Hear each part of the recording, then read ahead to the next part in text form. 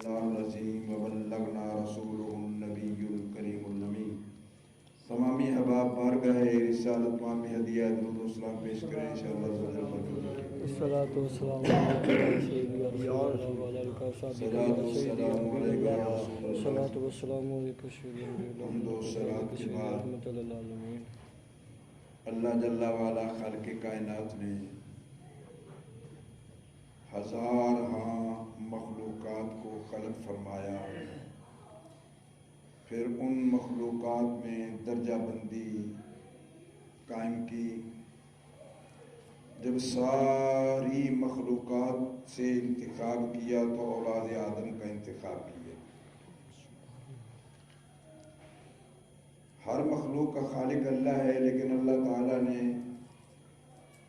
ساری مخلوقات سے اولاد آدم کا انتخاب فرما کے پھر اولاد آدم میں سے انبیاء اکرام کا انتخاب فرمایا علیہم الصلوۃ والسلام۔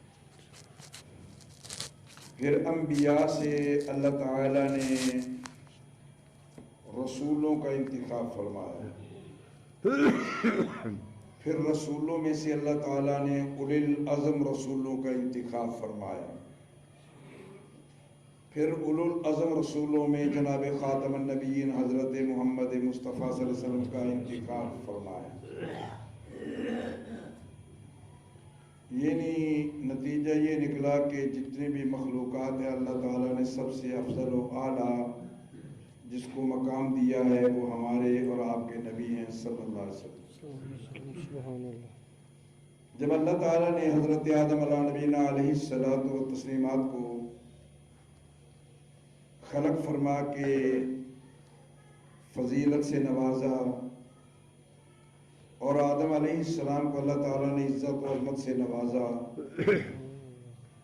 تو شیطان کو یہ بات گوارا نہ گزری۔ اس نے اللہ کے سامنے کھڑے ہو کر کہا کہ مولا تو نے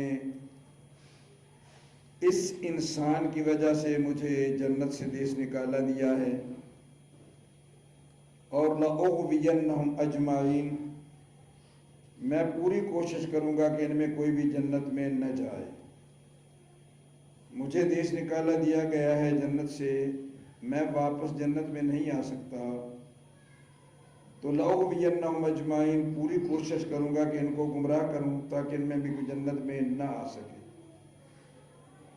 تو جب بھی اللہ تعالیٰ نے اولاد آدم میں کسی کو فضیلت دی تو شیطان نے بھی اولاد آدم سے ہی اس کے مقابلے میں کوئی نہ کوئی اپنا نمائندہ کھڑا کر دیا۔ اگر اللہ تعالیٰ نے حضرت نوح علیہ السلام کو پہلا رسول بنا کے عظمت سے نوازا تو شیطان نے مقابلے میں ان کے بیٹے کو کھڑا کر دیا کنعان کو۔ جب ابراہیم علیہ السلام کو اللہ تعالیٰ نے خلت دے کے اپنی دوستی سے نوازا تو شیطان نے مقابلے میں نمرود کو کھڑا کر دیا۔ جب اللہ تعالیٰ نے موسیٰ علیہ السلام کو فضیلت بخشی تو مقابلے میں اس نے فرعون کو لا کھڑا کیا۔ یعنی جب بھی اللہ تعالیٰ نے انسانی نسل میں کسی کو فضیلت و عزت و عظمت بخشی تو شیطان نے بھی اولاد آدم سے ہی اپنا نمائندہ اس کے مقابلے میں کھڑا کر دیا۔ اور کچھ لوگ ایسے بھی شیطان نے کھڑے کیے جن لوگوں نے اپنی خدائی کا دعویٰ کیا، یعنی وہ رب کے مقابلے میں بھی آ گئے، صرف وہ نبی کے مقابلے تک نہ رہے، اللہ کے بندوں کے مقابلے تک نہ رہے، بلکہ وہ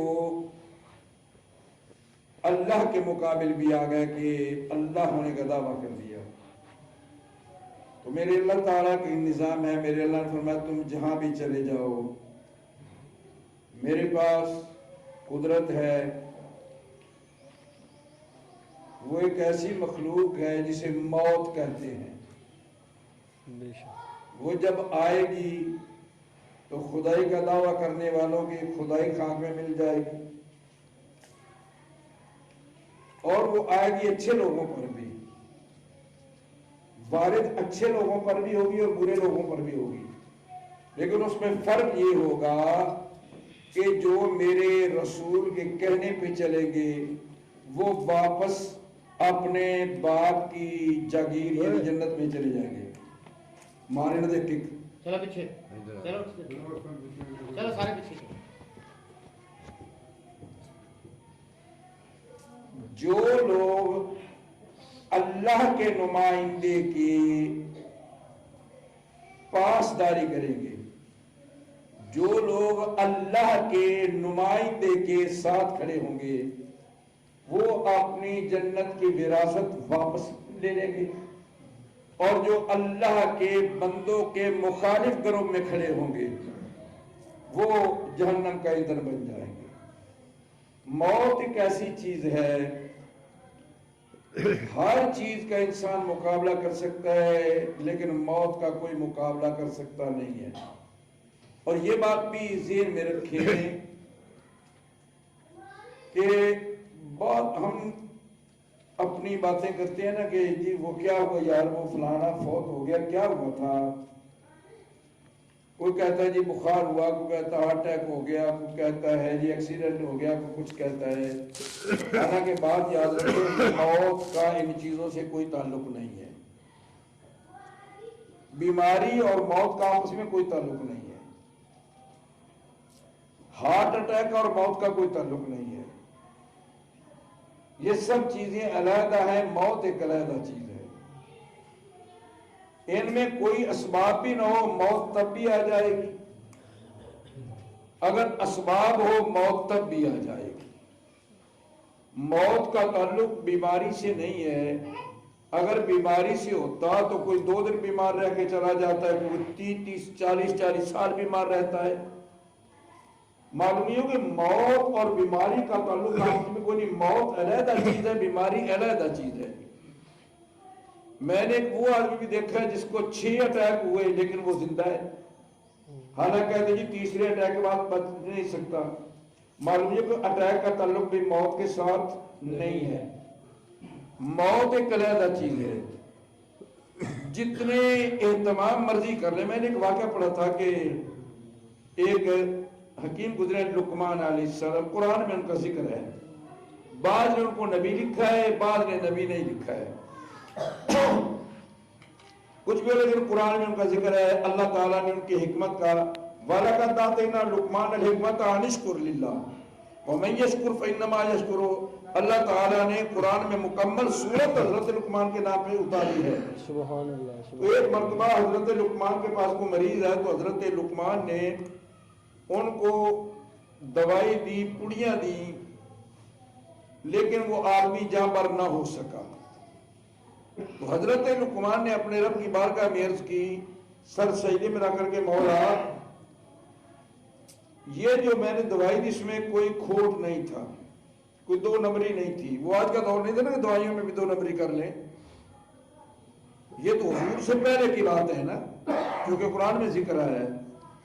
یا اللہ دوائی 2 نمبر نہیں تھی، دوائی میں کوئی بات نہیں تھی، لیکن یہ پھر کیوں موت آ گئی؟ اس میں تو علاج تھا لیکن وہ جاں بر نہ ہو سکا. اللہ تعالیٰ نے اپنے برگزیدہ فرشتے کو بھیجا کہ لقمان علیہ السلام کو کہو کہ تمہاری دوائی اپنی جگہ پر حق ہے، مگر اللہ نے فرشتے کی ڈیوٹی لگا رکھی، وہ دوائی اندر جاتی تو وہ بچتا نا. دوائی تو میں نے جانا ہی نہیں دی. میرے بھائی، موت کا تعلق بیماری سے نہیں، موت کا تعلق کسی چیز سے نہیں. موت ایک ایسی چیز ہے جو اللہ کے مقابلے میں بڑے بڑوں کا سر نگو کر دیتی ہے. کچھ جتنا بھی فخر کرے، جتنی بھی بادشاہی کرے، چاہے وہ اللہ کے مقابلے میں جنت ہی کیوں نہ بنا لے. میں نے پچھلے دن ایک درس میں کہا تھا کہ ایک آدمی تھا، اس نے نا اللہ سے مقابلے کی ٹھانی، اور اس نے سمجھا کہ میں اتنا ذہین ہوں کہ میری باتوں کا جواب شاید اللہ کے پاس بھی نہیں ہوگا. لیکن وہ مالک ہے، وہ اللہ ہے، وہ مجبور نہیں ہے. اس نے کہا مولا موت مجھے اگر آئے تو موت ایسے وقت میں نہ دن ہو نہ رات ہو، نہ میں اندر ہوں نہ باہر ہوں، نہ سواری پر ہوں نہ زمین پہ ہوں. اس کے ذہن میں نے ایسا سوال کر دیا ہے کہ اس کا جواب کو نہیں، یا میں اندر ہوگا یا باہر، یا دن ہوگی یا رات، یا میں سواری پہ ہوگا یا زمین پر، ایسا تو موقع ہو ہی نہیں نہ سکتا۔ اسے کیا پتا کہ میرا اللہ تو سب کچھ کر سکتا ہے، ان اللہ علی کل شیء قدیر، وہ تو علی کل شیء قدیر ہے۔ کون ہے اس سے بات کرنے والا؟ کون ہے اس کے مقابلے میں دم مارنے والا؟ کون ہے جو یہ جرأت کرے کہ اللہ کے مقابلے میں کھڑا ہو کر کہے کہ میں یہ بھی کر سکتا ہوں؟ کوئی اللہ کے مقابلے میں کچھ بھی نہیں کر سکتا۔ اللہ اللہ ہے، وہ مالک الملک ہے، وہ خلاق عالم ہے، ساری قدرتوں کا مالک وہ ہے۔ ان القوت للہ جمیعا، ساری طاقتیں میرے اللہ کے ہاتھ میں ہیں۔ کوئی ایسا نہیں جو اللہ کے مقابلے میں اپنی طاقت کا دم مارے یا اپنے ذہن کو لڑائے۔ تو میرے اللہ تعالیٰ نے اس کی روح قبض کی جیسے اس نے کہا تھا۔ اس کا نام تھا شداد۔ جب اس نے اللہ کے مقابلے میں جنت بنا لی نا، تو جنت کی سیر کرنے گیا تو اللہ تعالیٰ اسباب بھی پیدا کر لیتا ہے، وہ مارے کا اسباب بھی وہی پیدا کر لیتا ہے۔ اللہ تعالیٰ نے ایسے اسباب کیے کہ وہ اس وقت گھر سے نکلا کہ جب سورج بالکل آخر پہ تھا۔ جب وہ جنت کے دروازے میں پہنچا تو سورج ڈوبنے کے قریب تھا، یعنی جسے ہم کہتے ہیں نا اندر بال، وہ پورا ڈوبا بھی نہیں تھا تو پورا باہر بھی نہیں تھا۔ اور جب جنت کے دروازے پہ پہنچا تو اس کو اس کے نوکروں نے کہا کہ بادشاہ سلامت یہ جنت ہے، اسے جنت کہتا ہے، تو بنائی چاہے تو نہیں ہے، مگر جنت میں سواری پہ جانا کوئی اچھی بات نہیں ہے۔ تو وہ عین دروازے کے آدھا دروازے کے اندر تھا، آدھا باہر تھا، اور وہ اترنے لگا تو ایک ٹانگ زمین پر تھی اور ایک سواری کی رکاب میں تھی، تو اللہ نے روح قبض کر لی۔ یعنی نتیجہ یہ نکلا کہ وہ کتنا بھی دوڑ لے، میرے اللہ کے آگے کسی کا کوئی دم چلتا نہیں۔ میرا اللہ جو چاہے، ان اللہ علی کل شیء قدیر، ہر قدرت کا مالک میرا اللہ ہے۔ تو میرے بھائی یہ نہ سوچا کریں کہ ہمارا فلاں چلا گیا، اگر ہم ہوتے تو ایسا کر لیتے، اگر فلاں ڈاکٹر کے پاس چلے جاتے تو شاید بچ جاتا، اگر ہم فلاں تدبیر کرتے تو یہ بچ جاتا۔ اور کبھی بھی وقت سے پہلے موت آتی نہیں ہے۔ جو وقت لکھا ہوتا ہے اللہ تعالیٰ اس کے لیے اسباب بھی ویسے ہی پیدا کر دیتا ہے۔ تو کوئی چیز کائنات کی ایسی نہیں ہے جو وقت سے پہلے موت آ جائے۔ موت وقت پر آتی ہے، وقت سے پہلے کسی کو موت آ سکتی نہیں۔ دنیا کی کوئی طاقت ایسی نہیں جو بے موت کسی کو موت دے سکے۔ کہتے نہیں جادو سے مر گیا، یہ فلاں مر گیا۔ بھئی نظام کائنات ہے، اللہ کے مقابلے میں ہم کچھ بھی نہیں کر سکتے۔ موت وقت سے پہلے آ ہی نہیں سکتی۔ تو جب آنی وقت پر ہے، پھر دوسرا مسئلہ یہ ہے کہ اس وقت کا کسی کو علم نہیں ہے۔ یہ اللہ نے ایسا وقت تعین کیا جو اس کے علم میں ہے، یہ اس نے کسی کو علم نہیں دیا، مالک میرے مالک نے۔ وہ آج کل میں کتاب پڑھ رہا تھا، اس میں لکھا تھا کہ جی آپ یہ دیکھیں کہ آپ کی موت پہلے آئے گی یا بیوی کی، ایسے ہندسے لکھو، ایسے کرو، ایسے جمع کرو، 3 پہ 4 پہ جمع کرو، یہ آئے تو تیری موت پہلے، اگر یہ آئے تو بیوی کی موت پہلے۔ میں نے کہا یہ کتنا بڑا شرک ہے۔ کیا اللہ کے مقابلے میں ایسی باتیں کرنے لگے؟ اللہ کہتا ہے علم میرے پاس ہے، موت کس کو پہلے آنی کس کو بعد میں ہے، اور تو اللہ کی الوہیت میں دخل دینے لگ گیا ہے۔ اس لیے اللہ نے قرآن میں واضح کہہ دیا ہے، یا ایھا الذین آمنوا انما المشرکون نجس فی الارض۔ یہ کہا انما الخمر والمیسر والانصاب والازلام، یہ فعل نامے تینوں سے نکالنا، یہ اسلام اجازت نہیں دیتا ان کی، یہ ہم نے اپنی طرف سے گڑھے ہوئے ہیں۔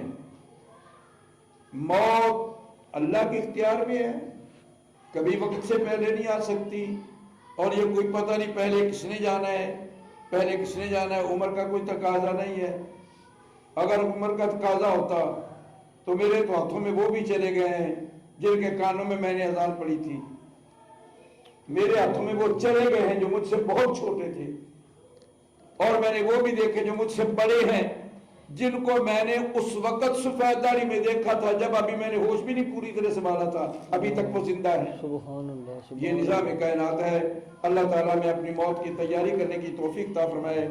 اللہ تعالیٰ ہمیں گناہوں سے بچائے، نیکی کی توفیق دے، آمین۔